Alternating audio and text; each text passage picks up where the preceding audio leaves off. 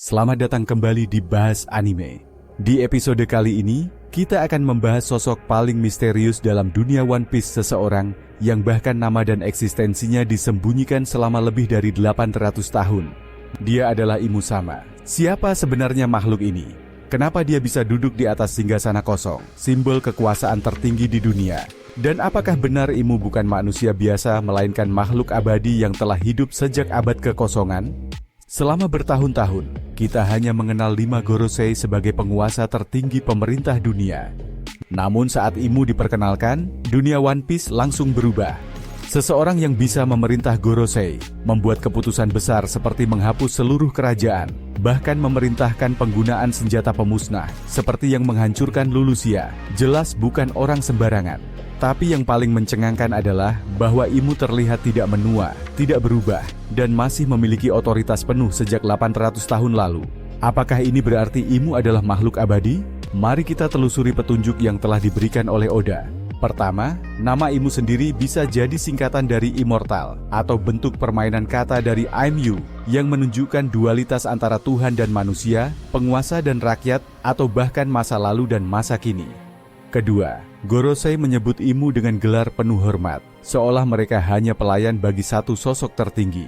Ini mengindikasikan bahwa Imu bukanlah raja biasa, melainkan simbol kekuasaan kuno yang dijaga dan diwariskan secara turun-temurun dalam rahasia. Salah satu teori terbesar menyebutkan bahwa Imu adalah satu-satunya yang selamat dari perang besar 800 tahun lalu, yang mengakhiri era kerajaan kuno. Bisa jadi, Imu dulunya adalah musuh utama Joy Boy. Dalam konteks ini, Joy Boy berjuang untuk membebaskan dunia, sementara Imu memilih untuk mengontrol dan menyembunyikan kebenaran. Lalu bagaimana Imu bisa hidup selama ini? Jawabannya bisa jadi terletak pada dua kemungkinan, kekuatan buah iblis atau teknologi kuno. Jika Imu adalah pengguna buah iblis tipe Paramecia atau Zoan mitologi yang memberikan keabadian, maka dia mungkin adalah makhluk yang tidak bisa mati karena waktu. Beberapa teori menyebutkan bahwa Imu memiliki buah iblis yang berhubungan dengan waktu, kehidupan, atau bahkan jiwa dunia. Alternatif lain, Imu bisa jadi subjek dari eksperimen kuno seperti yang sekarang dilakukan oleh Vegapunk.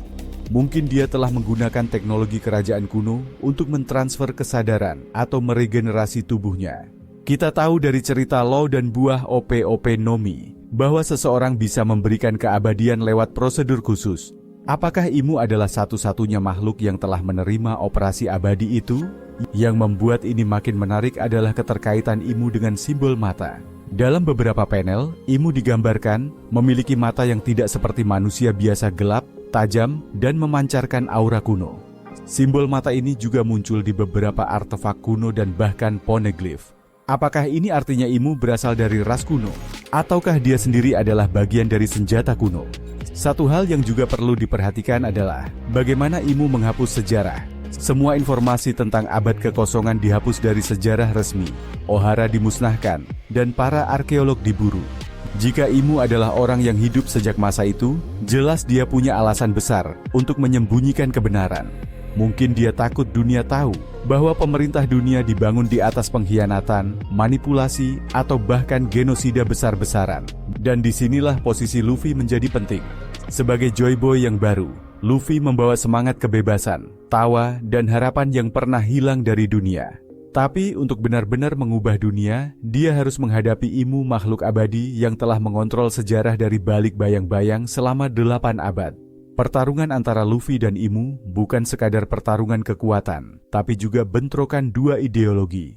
Kebebasan melawan kontrol, cahaya melawan kegelapan, masa depan melawan masa lalu.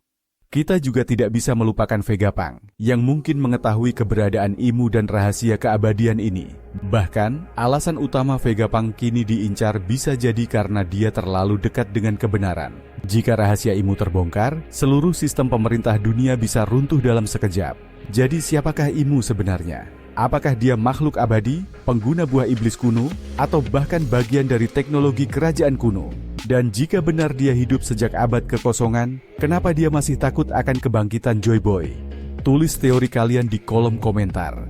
Dan tentu saja, jangan lupa like, subscribe, dan nyalakan lonceng notifikasi kalian, karena kita akan terus bahas semua rahasia dan teori tergila dari dunia One Piece, hanya di Bahas Anime.